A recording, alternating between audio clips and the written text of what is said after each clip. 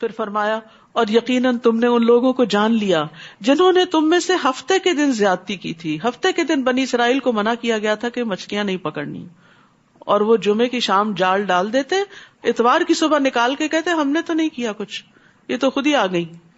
بھئی جال کس نے ڈالا تھا؟ اللہ کو دھوکہ دیتے ہو. تو ہم نے ان سے کہا تم بندر ہو جاؤ، ذلیل ہونے والے. یعنی دنیا میں اللہ سبحانہ تعالیٰ نے ان پر اپنا غضب نازل کیا. پھر ہم نے اس قصے کو اس کے سامنے کے لوگوں کے لیے اور اس کے بعد میں آنے والوں کے لیے عبرت اور تقوی والوں کے لیے واعظ اور نصیحت بنا لیا. تو تقوی کا جائزہ لیجئے کہ اس قصے سے کیا سبق ملتا ہے کہ اللہ سبحانہ تعالیٰ کو کوئی دھوکہ نہیں دے سکتا. یہ منافقین کی عادت ہوتی ہے، یخادعون اللہ والذین آمنوا، لیکن وہ صرف اپنے آپ ہی کو دھوکہ دیتے ہیں. پھر فرمایا وَإِذْ قَالَ مُوسَىٰ لِقَوْمِهِ ان اللہ یأمرکم ان تذبحوا بقرہ، اور جب موسیٰ علیہ السلام نے اپنی قوم سے کہا بے شک اللہ تمہیں حکم دیتا ہے کہ تم ایک گائے ذبح کرو، وہ بولے کیا تم ہم سے مذاق کرتے ہو؟ موسیٰ نے کہا میں اس بات سے اللہ کی پناہ مانگتا ہوں کہ میں جاہلوں میں سے ہو جاؤں. بات بات پر لوگوں کا مذاق اڑانا جہالت کی علامت ہے. کوئی سمجھدار انسان مذاق نہیں اڑایا کرتا، کسی کا بھی مذاق نہیں اڑانا چاہیے. یہ بھی بد اخلاقی کی ایک قسم ہے. کسی کی شکل کا، کسی کے لباس کا، کسی کے بولنے کے انداز کا، کسی کے منہ سے نکلنے والے کوئی غلط لفظ کا مذاق نہیں اڑانا چاہیے، اس کی نقلیں نہیں اتارنی چاہیے. اسی لیے جب بنی اسرائیل نے کہا کہ آپ ہم سے مذاق کرتے ہیں تو موسیٰ علیہ السلام نے کیا کہا؟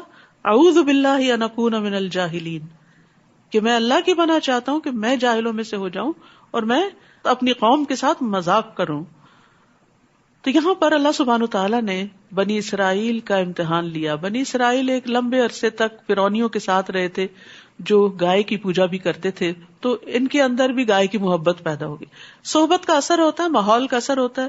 جس ماحول میں آپ رہتے ہیں وہاں کے کچھ اثرات، اس کا رنگ آپ کے اوپر چڑھتا ہے.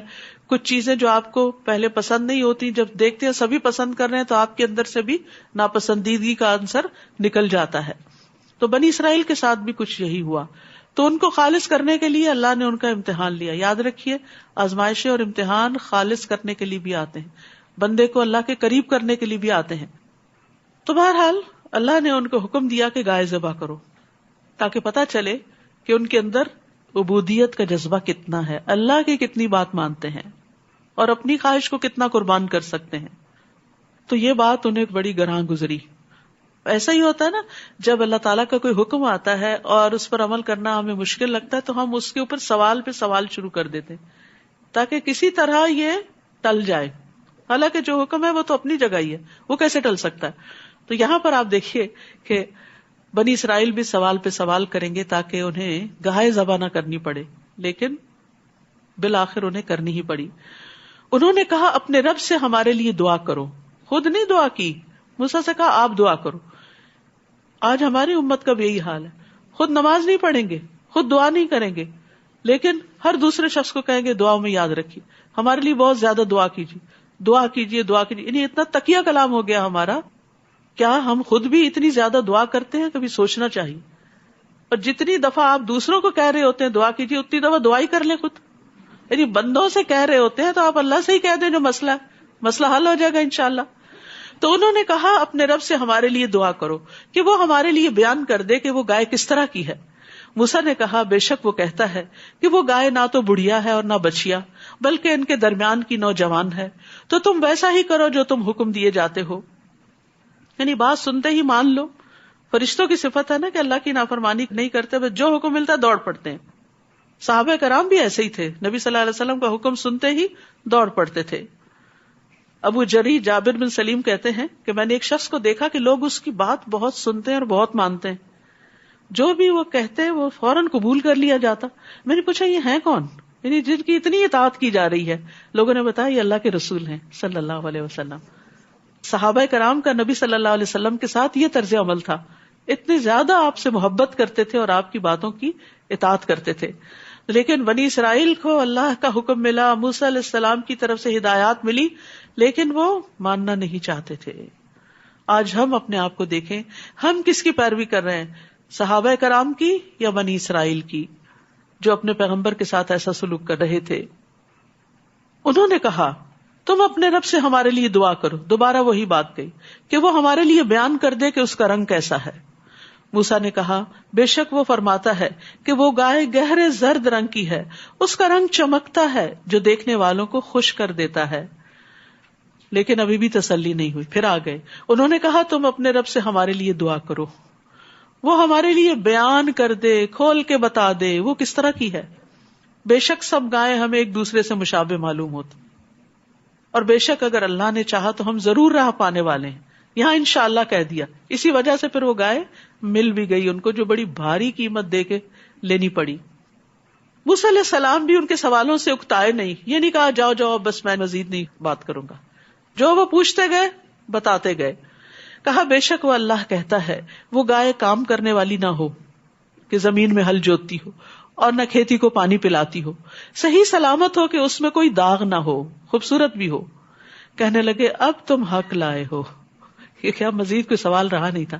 بس انہوں نے اسے ذبح کیا اور لگتا نہ تھا کہ وہ ایسا کریں گے.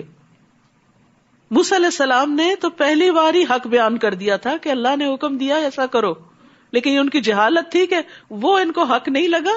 لیکن اپنی حجت بازیوں کے بعد جو بات سامنے آئی اب ان کو حق محسوس ہوئی. تو جب انہوں نے کثرت سوال سے اپنے لیے کام مشکل بنایا تو پھر مشکل میں پڑ گئے. جب انہوں نے اپنے اوپر سختی کی سوال کر کر کے تو اللہ نے بھی ان پر سختی کی, مزید شرائط بتاتے گئے. یہ گائے کیوں نہیں ذبح کرنا چاہتے تھے؟ کیونکہ یہ سمجھتے تھے کہ گائے ذبح کرنے سے کوئی آفت آ جائے گی, کوئی مصیبت پڑ جائے گی, کیونکہ ان کے دل میں گائے کی تقدس, اس کے احترام کا خیال تھا. تو معاملہ اس کے بالکل برعکس ہوا. انہی دنوں ان کی بستی میں ایک واقعہ پیش آیا کہ ایک شخص کو کسی نے قتل کر دیا اور قاتل کا کوئی پتہ نہیں مل رہا تھا. تو آپس میں ایک دوسرے پہ الزام تراشی ہو رہی تھی, لڑائی جھگڑا ہو رہا تھا. تو موسیٰ علیہ السلام کو اللہ تعالیٰ نے حکم دیا اور پھر انہوں نے آگے انہیں بتایا کہ تم اس گائے کا ایک حصہ جو ہے اس مقتول کے جسم پہ مارو. تو ایسا ہی کیا گیا. تو مقتول اٹھ کے بیٹھ گیا اور اس نے کہا مجھے فلاں نے قتل کیا. تو یہ گائے کا ذبح کیا جانا ان کے لیے باعث رحمت ہو گیا. تو اس سے کیا پتا چلتا ہے کہ انسان توہمات سے نکلے, جو اللہ تعالیٰ نے احکامات دیے ان کو خوشی سے کرے, کبھی نقصان نہیں ہوگا. وَإِذْ قَتَلْتُمْ نَفْسًا فَادَّارَأْتُمْ فِيهَا وَاللَّهُ مُخْرِجٌ مَا كُنْتُمْ تَكْتُمُونَ. اور جب تم نے ایک شخص کو قتل کر دیا پھر تم اس کے بارے میں باہم جھگڑنے لگے اور اللہ اسے ظاہر کرنے والا تھا جو کچھ تم چھپا رہے تھے.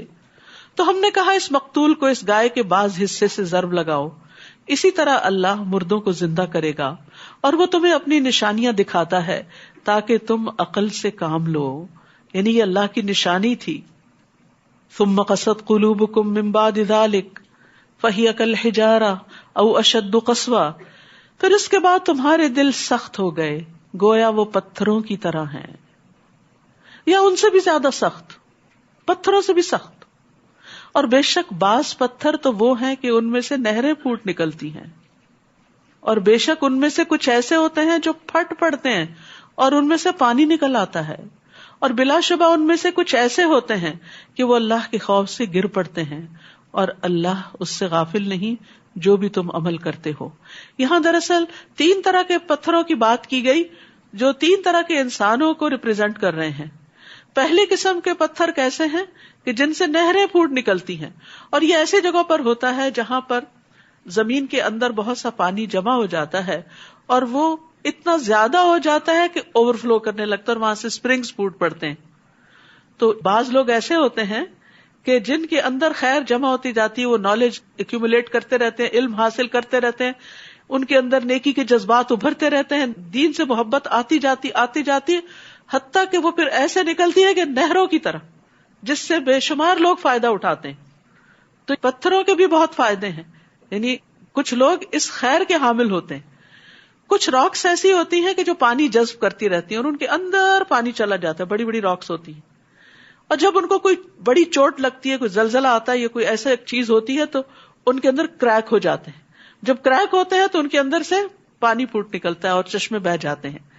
تو کچھ لوگ ایسے ہوتے ہیں جو جذب کرتے رہتے ہیں خیر کو, علم کو, لیکن وہ ذرا اور ڈیپ ڈاؤن اندر ہی ہوتا ہے, جلدی سپرنگز کی طرح باہر نہیں آتا, پہلی قسم کی طرح نہیں ہوتا. لیکن جب ان کی زندگی میں کوئی حادثہ آتا ہے, کوئی چوٹ پڑتی ہے, کسی چیز کی ضرب ان کو لگتی ہے, تو وہ کریک آتا ہے تو وہ ان کی خیر باہر آ جاتی ہے.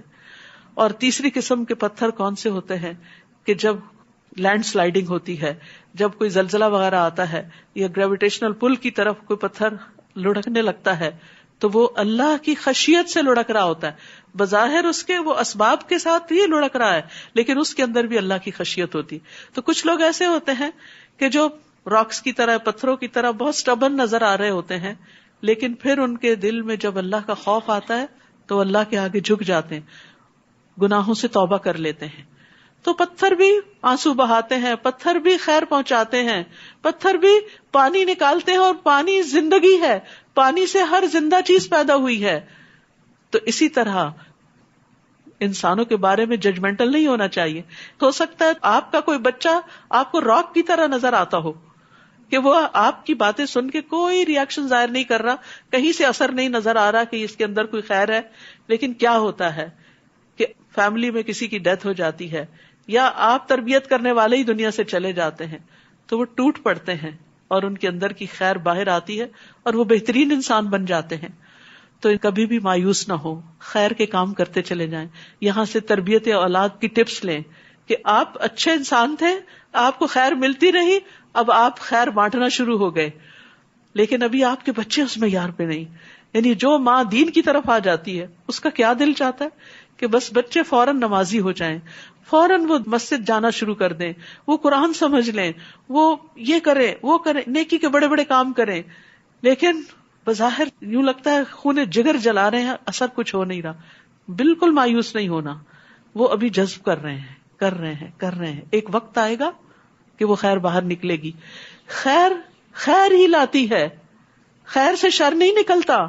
اگر آپ خیر بانٹ رہے ہیں, دوسروں کو دے رہے ہیں, گھر والوں کو دے رہے ہیں, آپ کا معاملہ اچھا ہے, آپ کا اخلاق اچھا ہے, آپ ان کی خیر خواہی چاہتے ہیں, تو یہ کیسے ہو سکتا ہے کہ ان کے اندر سے شر پھوٹے؟ آپ خیر کرنے والے رہیں, یعنی نیکی چھوڑے نہیں. یہ نہیں کہ بہت دعائیں مانگ لی, اب تو دعا قبول نہیں ہوتی, اتنا کچھ بتایا, اتنا کچھ سمجھایا, وہ میری تربیت کا کیا ہوا, وہ سب کچھ کہاں گیا, لگتا ہے کچھ فائدہ نہیں, بس میرا خیال ہے کہ میں اب اس کام سے باز ہی آؤں. نہیں, چھوڑنا نہیں, خیر عام کرتے جانا ہے, خیر کا ماحول گھر میں پیدا کرنا ہے. جو پتھر پانی جذب نہ کرے وہ نکالیں گے کہاں سے؟ تو پتھروں کی طرح سٹبن ہی صحیح, لیکن ان میں بھی خیر ہوگی انشاءاللہ. لیکن کچھ لوگ ایسے ہوتے ہیں کہ جو اس سے آگے کے درجے پہ چلے جاتے ہیں کہ جو اللہ کے آگے جھکتے نہیں, اللہ کی خشیت ان کے اندر نہیں آتی.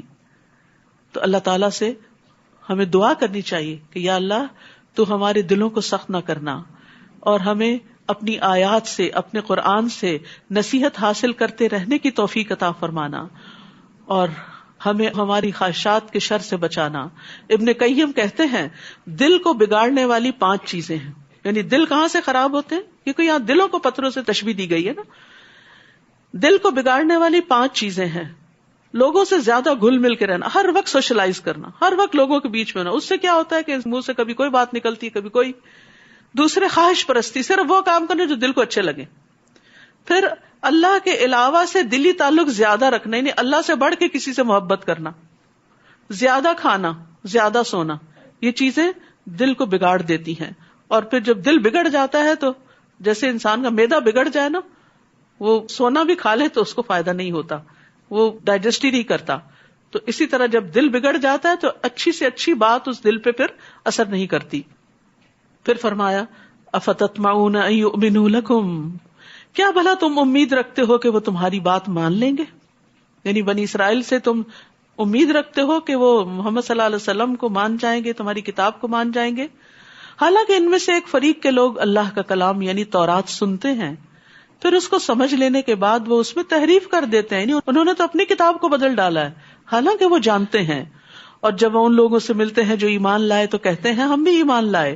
اور جب وہ آپس میں ایک دوسرے کے ساتھ اکیلے ہوتے ہیں تو کہتے ہیں کیا تم ان کو وہ باتیں بتا رہے ہو جو اللہ نے تم پر کھولی ہیں, تاکہ وہ اس کے بارے میں تمہارے رب کے ہاں تم سے حجت کریں؟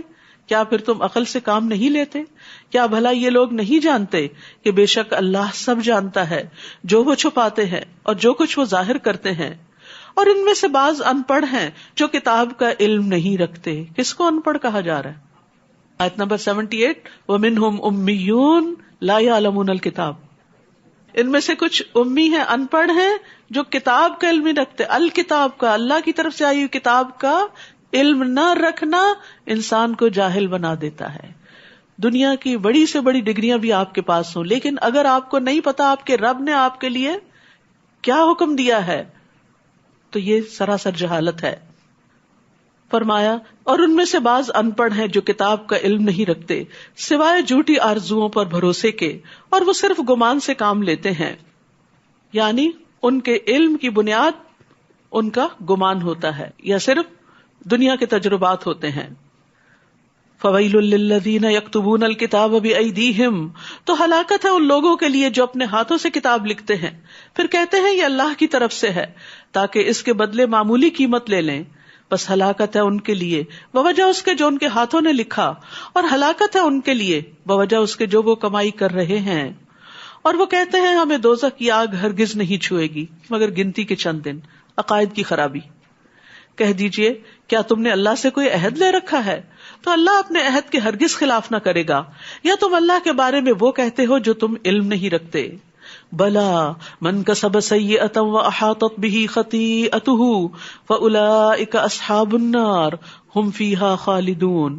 ہاں جس نے کوئی برائی کمائی اور اس کی برائی نے اسے گھیر لیا، یعنی برائی کے چنگل میں پھنس گیا، تو یہی لوگ آگ والے ہیں اور وہ اس میں ہمیشہ رہنے والے ہیں. ربیع بن خثیم کہتے ہیں اس آیت کے بارے میں کہ اس سے مراد وہ شخص ہے جو توبہ کرنے سے پہلے گناہ کی حالت میں فوت ہو جاتا ہے، یعنی توبہ کیے بغیر مر جاتا ہے. یاد رکھیے چھوٹے چھوٹے گناہ مل کر بہت بڑا ڈھیر بن جاتے ہیں جو جلا دینے کے لیے کافی ہیں. اس لیے انسان کو اللہ سے ڈرتے رہنا چاہیے اور دن میں کثرت سے استغفار کرنی چاہیے کہ یا اللہ ہمارے چھوٹے بڑے سب گناہوں کو معاف فرما دے. والذین آمنوا وعملوا الصالحات اولئک اصحاب الجنہ ھم فیہا خالدون. اور جو لوگ ایمان لائے اور انہوں نے نیک اعمال کیے وہی جنت والے ہیں، وہ اس میں ہمیشہ رہنے والے ہیں. وَإِذْ أَخَذْنَا مِيثَاقَ بَنِي إِسْرَائِيلَ لَا تَعْبُدُونَ إِلَّا اللَّهَ وَبِالْوَالِدَيْنِ إِحْسَانًا وَذِي الْقُرْبَى وَالْيَتَامَى وَالْمَسَاكِينِ وَقُولُوا لِلنَّاسِ حُسْنًا وَأَقِيمُوا الصَّلَاةَ وَآتُوا الزَّكَاةَ ثُمَّ تَوَلَّيْتُمْ إِلَّا قَلِيلًا مِّنكُمْ وَأَنتُمْ مُعْرِضُونَ. اور جب ہم نے بنو اسرائیل سے پختہ عہد لیا کہ اللہ کے سوا کسی کی عبادت نہ کرنا، اور ماں باپ، رشتہ داروں، یتیموں اور مسکینوں کے ساتھ حسن سلوک کرنا، اور لوگوں سے اچھی باتیں کہنا، اور نماز قائم کرنا اور زکوٰۃ ادا کرنا، تو تم میں سے تھوڑے لوگوں کے سوا سب اس عہد سے پھر گئے اور تم ہو ہی منہ موڑنے والے. بنی اسرائیل سے عہد لیا گیا، ہمیں کیوں بتایا گیا ہے کہ یہ بھی کرنے کے کام ہیں؟ کیا؟ صرف ایک اللہ کی عبادت، یہ اللہ کا حق ہے. اللہ کے بعد سب سے بڑا حق والدین کا ہے. کیا حق؟ کہ ان کے ساتھ احسان کیا جائے. اور احسان برابر کے جوابی بدلے کو نہیں کہتے کہ جیسا سلوک وہ کریں ویسا تم ان سے کرو.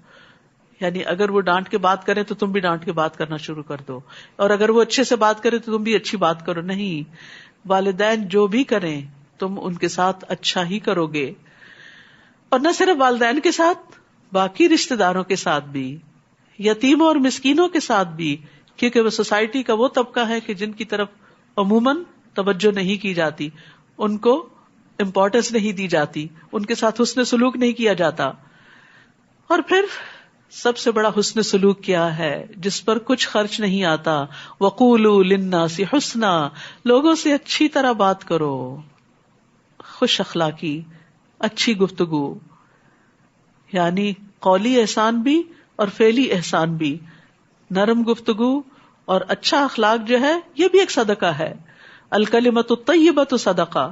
نبی صلی اللہ علیہ وسلم نے فرمایا سلام کو عام کرنا، اچھا کلام کرنا ایسے اعمال ہیں جو بخشش کو واجب کر دیتے ہیں.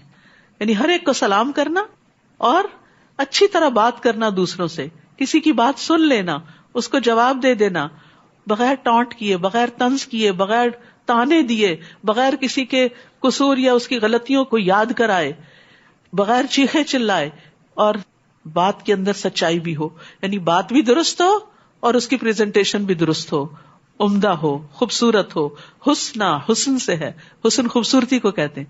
یعنی اچھی طرح بات کرو اور پھر اس کے بعد نماز بھی قائم کرو، زکوٰۃ بھی دو. عموماً کیا ہوتا ہے جب ہم اچھے اخلاق پہ اسٹریس کرتے ہیں تو نماز روزہ زکوٰۃ بھول جاتے ہیں، اور جب ہم نمازی بن جاتے ہیں صدقہ خیرات کرتے ہیں تو ہم لوگوں کے ساتھ پھر اچھی طرح بات نہیں کرتے.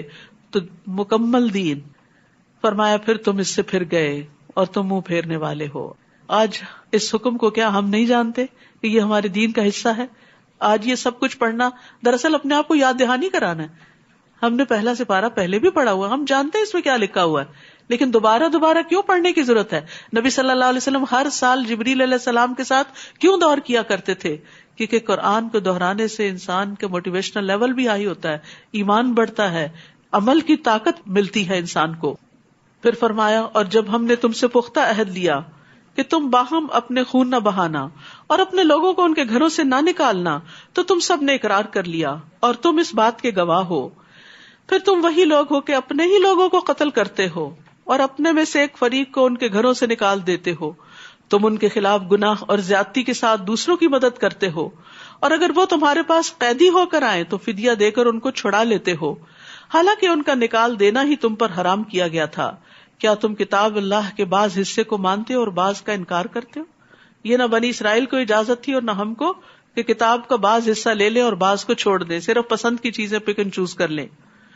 جو تم میں سے ایسا کریں گے ان کی سزا اس کے سوا اور کیا ہو سکتی ہے کہ دنیا کی زندگی میں رسوائی ہو اور قیامت کے دن وہ شدید ترین عذاب کی طرف لوٹائے جائیں. اور جو کام تم کرتے ہو اللہ اس سے ہرگز غافل نہیں. تو ایمان کا تقاضا کیا ہے کہ انسان پورے کا پورا دین میں داخل ہو، اپنے آپ کو پورے کا پورا اللہ کے سپرد کر دے. یہی وہ لوگ ہیں جنہوں نے آخرت کے بدلے دنیا کی زندگی خرید لی، بس نہ ان سے عذاب ہلکا کیا جائے گا اور نہ ہی وہ مدد دیے جائیں گے. اور بے شک ہم نے موسیٰ علیہ السلام کو کتاب دی اور اس کے بعد پے در پے رسول بھیجے، اور عیسیٰ ابن مریم کو کھلی نشانیاں دی، اور روح القدس جبریل علیہ السلام کے ذریعے ان کی تائید کی. تو کیا بھلا ایسا نہ ہوا کہ جب کبھی تمہارے پاس کوئی رسول ایسی چیز لے کر آیا جسے تمہارے نفس پسند نہ کرتے تھے تو تم نے تکبر کیا، پھر ایک گروہ انبیاء کو تم نے جھٹلایا اور ایک گروہ کو تم قتل کرتے رہے. یعنی یہ دیکھیے کہ بنی اسرائیل کا اخلاقی زوال کس درجے کو پہنچا کہ انبیاء تک کو قتل کرنا شروع کر دیا. وَقَالُوا قُلُوبُنَا غُلْفٌ بَل لَّعَنَهُمُ اللَّهُ بِكُفْرِهِمْ فَقَلِيلًا مَّا يُؤْمِنُونَ. اور انہوں نے کہا کہ ہمارے دل غلافوں میں ہیں، بلکہ اللہ نے ان کے کفر کی وجہ سے ان پر لعنت کی ہے، بس وہ بہت ہی کم ایمان لاتے ہیں. اور جب اللہ کی طرف سے ان کے پاس ایک کتاب آ گئی جو اس کی تصدیق کرنے والی ہے جو ان کے پاس ہے، حالانکہ اس سے پہلے وہ کفر کرنے والوں پر فتح مانگا کرتے تھے، بس جب ان کے پاس وہ چیز آ پہنچی جس کو وہ پہچان گئے تو انہوں نے اس کا انکار کر دیا، بس اللہ کی لعنت ہے انکار کرنے والوں پر. کتنی بری ہے وہ چیز جس کے بدلے انہوں نے اپنے نفس بیچ ڈالے، کہ وہ اس چیز کا انکار کرتے ہیں جو اللہ نے نازل کی محض ضد کی بنا پر، کہ اللہ اپنے بندوں میں سے جس پر چاہتا ہے اپنا فضل نازل کرتا ہے. ضد کس بات کی تھی؟ کہ نبوت محمد صلی اللہ علیہ وسلم کو کیوں دے دی گئی. تو وہ غضب بالائے غضب کے ساتھ پلٹے، اور کافروں کے لیے رسوا کن عذاب ہے. اور جب ان سے کہا جاتا ہے اس پر ایمان لاؤ جو اللہ نے نازل کیا، تو وہ کہتے ہیں ہم اسی کو مانیں گے جو ہم پر نازل کیا گیا، اور اس کے علاوہ کا وہ انکار کرتے ہیں، حالانکہ وہ حق ہے اور اس کتاب کی تصدیق کرنے والا ہے جو ان کے پاس ہے. یعنی قرآن میں جو احکامات ہیں ان میں سے بہت سے احکامات تورات کے اندر موجود ہیں. کہہ دیجیے اگر تم ماننے والے ہو تو اس سے پہلے اللہ کے نبیوں کو کیوں قتل کرتے تھے؟ اور یقیناً موسیٰ تمہارے پاس کھلی نشانیاں لے کر آئے، پھر تم نے ان کے بعد بچڑے کو معبود بنا لیا اور تم ہی ظالم ہو. یعنی موسیٰ علیہ السلام تمہارے اندر موجود ہیں اور تم اللہ کو چھوڑ کر بچڑے کو پوجنا شروع کر دو. کتنی حیرت کی بات ہے. اور جب ہم نے تم سے پختہ عہد لیا اور کوہ طور کو تم پر بلند کیا اور حکم دیا کہ جو ہم نے تمہیں دیا ہے اسے مضبوطی سے پکڑ لو اور سنو، تو انہوں نے کہا ہم نے سن لیا اور ہم نے نافرمانی کی، سمعنا و عصینا، ہم نہیں مانیں گے. اور ان کے کفر کی وجہ سے وہ اپنے دلوں میں بچڑے کی محبت پلا دیے گئے. تو یاد رکھیے جب انسان اللہ تعالیٰ کا کوئی حکم نہیں مانتا تو اس کے بدلے کسی فتنے میں پڑ جاتا ہے، وہ ایسی چیزوں کی محبت میں گرفتار ہو جاتا ہے جس میں پڑھ کر وہ اللہ کو بھی بھول جاتا ہے اور اللہ کے احکامات کو بھی بھول جاتا ہے. کہہ دیجئے کتنا برا ہے وہ کام جس کا حکم تمہارا ایمان تمہیں دیتا ہے اگر ہو تم مومن. کہہ دیجئے اگر اللہ کے ہاں آخرت کا گھر تمہارے ہی لیے خاص ہے باقی لوگوں کو چھوڑ کر، تو تم موت کی تمنا کرو اگر تم سچے ہو. ہماری طرح بنی اسرائیل کا بھی یہی عقیدہ تھا کہ جنت ہمارے لیے، جنت میں ہم ہی جائیں گے، اور اگر کسی گناہ کے بدولت گئے بھی چند دن تو وہاں سے نکل آئیں گے. تو آج آپ دیکھیے کہ ہم سب بھی یہی یقین رکھتے ہیں کہ چونکہ ہم نے لا الہ الا اللہ پڑھ رکھا ہے اس لیے جنت میں جائیں گے، عمل چاہے کیسے بھی کریں. یاد رکھیے اللہ تعالیٰ سے امید رکھنی چاہیے، اللہ تعالیٰ سارے گناہ معاف کر دے گا، لیکن یاد رکھیے اللہ سبحانہ تعالیٰ سے ڈرنا بھی چاہیے، اللہ کا ڈر بھی ہونا چاہیے. آدم علیہ السلام کو کتنے گناہوں کی وجہ سے جنت سے نکالا گیا تھا؟ کتنے، ذرا نمبر بتائیے. ایک لقمہ بس جو ہی انہوں نے وہ منہ میں رکھا جنت کے لباس اتروا دیے گئے. ابلیس کو کتنے گناہوں کی وجہ سے رحمت سے دور کیا گیا تھا؟ ایک سجدہ. اسی طرح حدیث میں آتا ہے کہ ایک شخص منہ سے کوئی ایسی بات نکالتا ہے جس کی وجہ سے وہ جہنم میں 70 سال کی مسافت پر چلا جاتا ہے. ایک غلط بات. ہم کتنے خطرے میں ہیں. میں مایوس نہیں آپ کو کر رہی، لیکن ہمیں اللہ سے ڈرتے رہنا چاہیے. اپنے اعمال کو بہت بڑی چیز نہیں سمجھنا چاہیے کہ ہم نے تو بہت کچھ کر رکھا ہے اس لیے جہنم میں تو وہ فلاں اور فلاں جائے گا، ہم تو جنتی ہیں. اور بڑے یقین سے کہتے ہیں ہم جنت میں جائیں گے تو ایسا کریں گے اور ویسا کریں گے. آپ کے پاس گارنٹی کیا ہے وہاں جانے کی؟ کیا اللہ کے حکم کو آپ اوور رول کریں گے، یا آپ اللہ تعالیٰ کو بتائیں گے کہ کس نے جنت میں جانا ہے اور کس نے جہنم میں؟ اس چیز سے منع کیا گیا ہے کہ ایسی زبان نہیں استعمال کرنی چاہیے. صرف اللہ ہی کے ہاتھ میں، جس کو چاہے گا معاف کر دے گا، جس کو چاہے گا سزا دے گا. اس لیے ہمیں اس کی طرف رجوع کرتے رہنا چاہیے، اس سے معافی مانگتے رہنا چاہیے، اور اپنی غلطیوں کا اعتراف کرتے رہنا چاہیے کہ اللہ ہم گناہ گار ہیں، ہم نے وہ گناہ جو جان بوجھ کر کیے اور وہ جو انجانے میں کیے تو سب کے سب ہم سے معاف فرما دے. اور وہ ہرگز اس کی تمنا کبھی بھی نہ کریں گے ان اعمال کی وجہ سے جو ان کے ہاتھ آگے بھیج چکے ہیں، اور اللہ ظالموں کو خوب جاننے والا ہے. اور البتہ آپ انہیں ضرور دیگر لوگوں سے بڑھ کر زندگی کا حریص پائیں گے، یہاں تک کہ مشرکوں سے بھی بڑھ کر. ان میں سے ہر ایک یہی چاہتا ہے کاش وہ 1000 سال عمر دیا جائے، حالانکہ اتنی عمر دیا جانا اسے عذاب سے بچانے والا نہیں. کوئی 1000 سال بھی جیے اور بعد میں مرے 1000 سال کا ہو کے، تو بھی اگر اس نے اللہ کو راضی نہیں کیا تو اللہ کی سزا سے نہیں بچ سکتا. اور اللہ خوب دیکھنے والا ہے جو بھی وہ عمل کرتے ہیں. قل من كان عدوا لجبريل فإنه نزله على قلبك بإذن الله مصدقا لما بين يديه وهدى وبشرى للمؤمنين. کہہ دیجئے جو کوئی جبریل کا دشمن ہے. بنو اسرائیل کہتے تھے کہ محمد صلی اللہ علیہ وسلم پہ فرشتہ کون آتا ہے؟ جب بتایا گیا کہ جبریل، کہنے لگے ہم تو جبریل کے دشمن، کیونکہ جبریل ہم سزا لے کر آئے. تو اللہ تعالیٰ فرماتے ہیں جو جبریل سے دشمنی کرے گا تو بے شک اللہ نے تو اس کو اللہ کے حکم سے آپ کے دل پہ نازل کیا. نہیں ہے وہ خود سے تو نہیں آئے وہی لے کر، وہ خود سے تو نہیں آتے عذاب لے کر. تو اللہ نے جو قرآن نازل کیا محمد صلی اللہ علیہ وسلم پر، اسے کون لے کر آئے؟ جبریل علیہ السلام لے کر آئے، جو اس کی تصدیق کرنے والا ہے جو اس سے پہلے ہے. یعنی قرآن تمہاری کتابوں کی تصدیق کر رہا ہے. تمہیں اچھی طرح پتا ہے کہ جو قرآن کی تعلیمات ہیں وہ تمہارے پاس پہلے سے موجود ہیں. اور ایمان لانے والوں کے لیے ہدایت اور خوشخبری ہے. قرآن ہدن و بشرا ہے، خوشخبری بھی ہے، لیکن ماننے والوں کے لیے. جو کوئی اللہ کا اور اس کے فرشتوں کا اور اس کے رسولوں کا اور جبریل کا اور میکائیل کا دشمن ہے تو بے شک اللہ کافروں کا دشمن ہے.